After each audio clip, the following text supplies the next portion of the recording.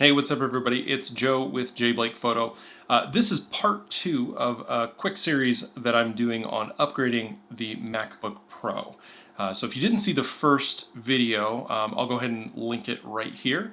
Go ahead and check that out first. That one is on eGPU enclosures and upgrading the graphics on your MacBook. I'm talking about the mid-2015 15-inch MacBook Pro with discrete graphics.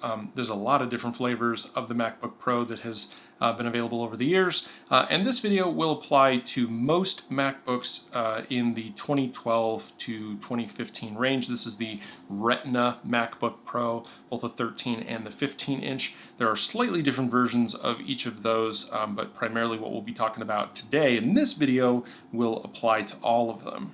So if you've already seen the first video in this series where I talk about kind of some of the history of the upgrading that I've been doing on Macs for the last couple of years, and you want to go ahead and dive into storage, then that's what we're going to be talking about today. So let's hop in.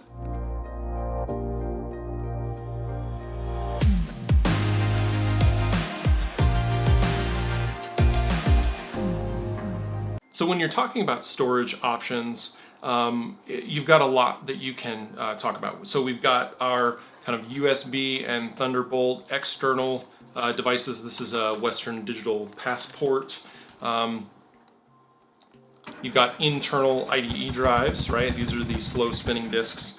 Normally, this is what you find inside one of these. SD cards that you're putting all your stuff on. You've got, micro SD cards, thumb drives, SSDs, like this one here, and you've got M.2 drives. Okay, so there's a lot of different options, and I want to just really quickly go through a little bit of these. If you already know all about this kind of stuff, then just I'll probably put a time code that you can skip to where I just talk about the upgrade that I did to my Mac. So my MacBook Pro came with the this little card right here. This is their PCI flash memory. Okay, that PCI flash memory, when it was new in 2015, was a big deal because the original MacBook Pro Retina with Retina display had a drive that operated at about 600 megabits a second, which was actually really fast on its own. But this drive more than doubled that. This drive could do between 13 and 1400 megabits per second. So that was a huge improvement over the previous technology. And that came out in 2015 when my 2015 mid-MacBook, or mid-2015 15-inch MacBook Pro came out. So considerable improvement in the throughput on the I/O for that hard drive. So when you're looking to upgrade, when you're looking to increase the amount of storage that you have on your MacBook or your Mac, you have a couple of different options. The first, of course, is to just pull out the drive and put in one of these. If this is what's in there now. This is what was in my, or not this exact drive, but something like it, in my 2011 MacBook, or iMac rather. And there, of course, are smaller versions of these in some older MacBooks. You can pull that out, put a new one in, and boom, you've got a much larger internal drive. Most people aren't doing that. Most people are going this route, right, which is the external large drive. These come in 1, 2, 4, 8, 12 terabyte versions. They're getting really good at packing a lot of terabytes on those platters. These are great storage drives for archiving, for backup, but not for video editing and really not for large process, photo editing. Lightroom does not like those, and caching back and forth from those drives can be rather slow. If you have them in a RAID configuration externally, that is a different story. We're not going to talk about that in this video, maybe in a future video, but RAID is very fast. You can actually get really good speeds even out of slower spinning drives. If you are going to be putting one of these inside of a computer, make sure that it is at least 7,200 RPM. That has to do with the speed that the disk spins. The faster it spins, the faster that you can read and write off of it. However, most of those drives, even the fastest ones, are going to be locked to about 140 to, I would say, at most 200 megabits per second. They're not extremely fast. The other option that you're going to have is a thumb drive. This is a teeny tiny little thumb drive from SanDisk. This is I don't know if that'll focus. This is 128 gigabytes on this little guy. And the thing that I like about it is that when you actually put it in, it's pretty close to flush with the body of the MacBook or your laptop, so it actually does really well. However, this flash on here is not very fast. They don't normally make thumb drives like this with super fast flash memory. So this one goes about as fast as this one. It's about 150 megabytes a second rather. And so it's not super fast. The next option is an SSD. SSDs that go in the computer normally look like this. This is a Samsung 750 Evo. The reason that I have the Samsung 750 Evo here, I think I've got there's another 750. I've got an 850 around here somewhere. But the reason that I have these drives is because they're relatively quick. They're about 350 to 400 megabytes a second. And they're inexpensive. You can normally get these older model Samsungs. I think the 960, 970 is the current top-end model. But you can get these older Samsungs for really cheap. And if you're going to be using it externally, you're kind of limited by the bandwidth that you get out of the USB interface. So there's only so much that you can do, which is why I really like this little adapter here. So this is a USB 3 to SATA interface adapter cord cable, and it just plugs right into your external. Come on. Right into your external drive. This is another 2.5 inch drive. This is a terabyte. This is the drive that I normally carry with me as like I gotta throw something on a drive and move it around, because this drive is pretty quick and it's a terabyte, and it was really inexpensive when I bought it. There was a sale.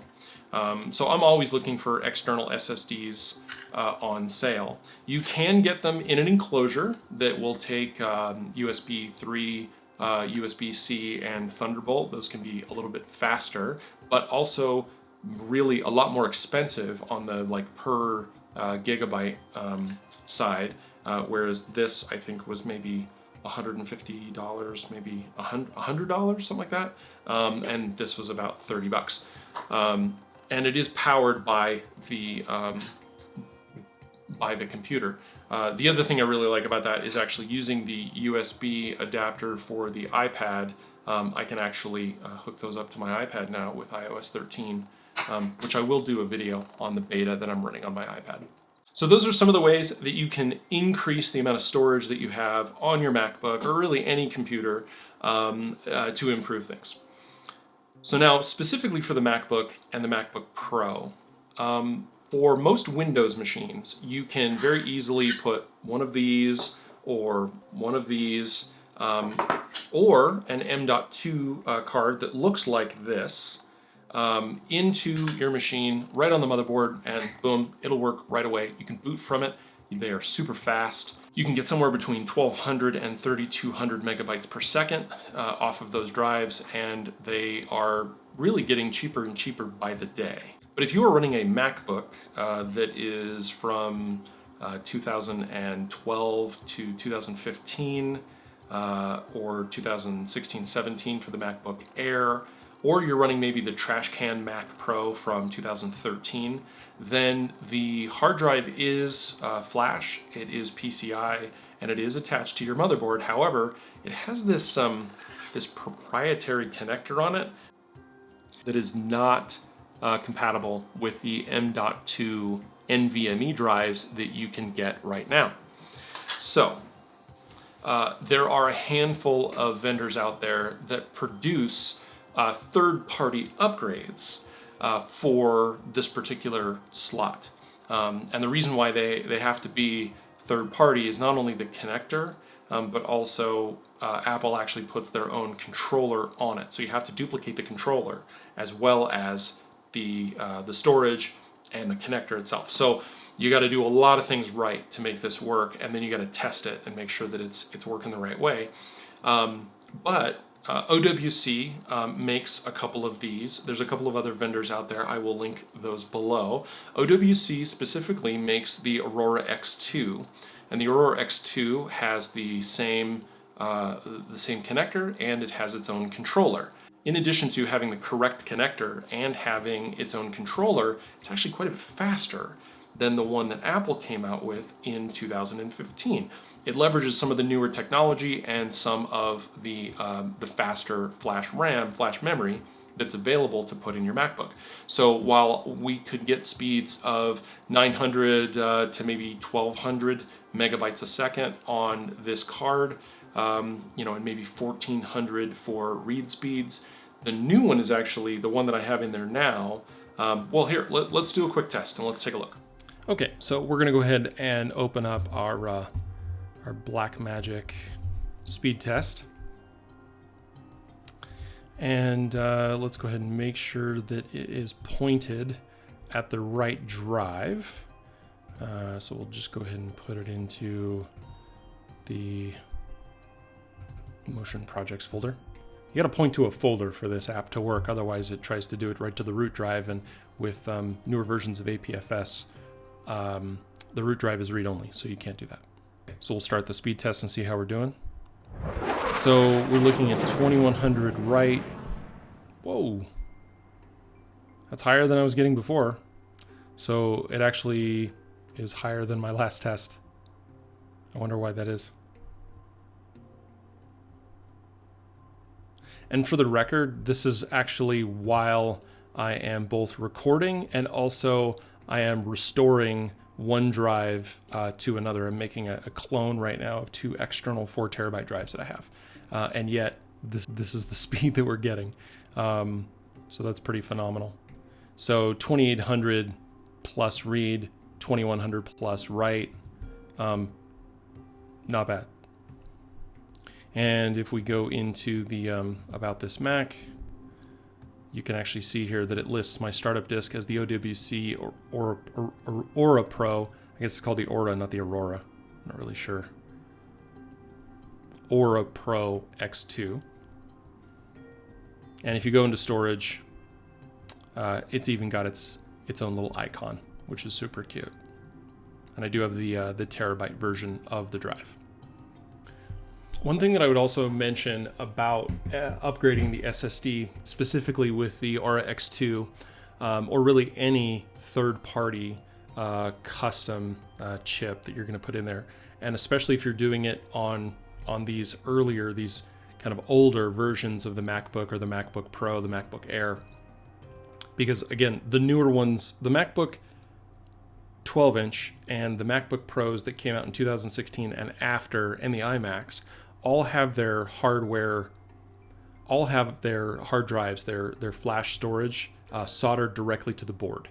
There is no upgrading them. So this upgrade option just doesn't exist, which is another reason why I definitely wanted to make sure that I got the mid 2015 15-inch MacBook Pro. The other reason was about the graphics, which again, that previous video that I did in the series, that's video 1. So I wanted to make sure that I had the ability to upgrade, which meant that I was going to buy an older version of a MacBook. So when this MacBook came, I believe it had Sierra on it. I upgraded it to High Sierra, and now it has Mojave on it. But for some reason, when I did those upgrades, the EFI, the firmware on the MacBook, didn't upgrade. So it still had the Sierra, the 10.12 version of Mac OS. So the EFI, the BIOS, the hardware on the board, still had all of the tools and kind of recovery software from Sierra, from 10.12. And 10.12 does not know how to read an APFS chip or an APFS drive. And the Aura X2 comes default formatted APFS. Now, there's a lot of different options that you can do, a lot of different ways that you can get this thing into your MacBook in terms of, whether or not you want to do a backup to it. You can do cloning, all that sort of stuff. What I wanted to do was put it in fresh, install using the Internet Recovery tool, and then restore from my Time Machine backup. Which is a perfectly good way to do it. I actually even spoke with OWC support about it, and they said that that is actually one of the best ways to do it, because you get a clean install of the operating system, and then you get all of your applications and files copied over from your Time Machine. The problem is that when you go to actually activate the internet recovery, it doesn't see the card, it doesn't see the drive. So you actually cannot do an internet recovery. So what I had to do was actually create a bootable USB so that I could then install the operating system from the bootable USB, and it would actually, that version, which was Mojave, would actually see the card, see the upgraded drive, because the version that's actually built into the EFI firmware on the MacBook wouldn't. So that is one thing just to remember, is that even if you have a older MacBook that has been upgraded to High Sierra or Mojave, or even Catalina, if you have not made sure that your internet recovery options, your internet recovery tools that are accessible by hitting Command R or Command Option R or Option R when you boot, those may not have been updated. For some reason, it wasn't updated with mine, and so I had to boot from a fresh bootable drive.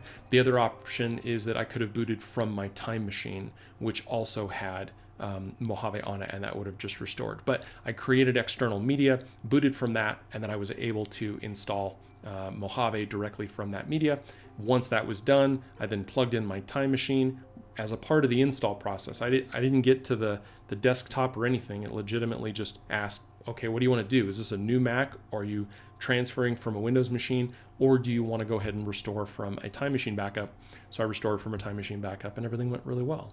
And so far, the speed has been phenomenal. I've noticed that my apps run faster, edits on Final Cut are quicker, saving and transferring files are much, much faster. So it's really, really been a great upgrade. So that pretty much concludes the info that I have on upgrading the SSD inside the MacBook Pro. The actual internals, the process of taking the cover off and putting all that in was pretty straightforward. So I won't bore you with the details there, but I will tell you one thing, which is you need to get, and I strongly recommend this iFixit repair kit. And the reason for that is that Apple uses what are called pentalobe, that's Pentlobe, screws. This is probably never going to focus, but they use pentalobe screws to keep the case on. So a lot of people will see those and think, okay, well, I'm just going to take a Torx to it. And you could probably do it with a Torx number 5. It's a pentalobe number 5 or a P5. You could probably do it with a T5, but what you'll probably end up doing is stripping the screw because they're very small and they're very soft. But this particular kit was super helpful. It comes with all of these bits, including a T5 here, which is actually what you need to pull the drive out of the MacBook. And then this is the pentalobe, the P5, which is what you need to take the cover off the back of the MacBook Pro. This was $24 on Amazon from iFixit. There's also a knife in here. There's a suction cup, which I also use to pull the back cover off. There's the actual screwdriver itself, tweezers, and a spudger little pry kit. The other thing is you can use the top to hold the screws, which really, really helps. You just kind of put this down, you put the screws in. It was really nice. So that made it really, really easy for me to upgrade. I thought I had that screwdriver before I ordered the Aura X2, and when it came, I didn't. So I had to wait a couple days before I could do that, which actually worked out because the first thing that you want to do before you do any of this is get yourself a Time Machine backup.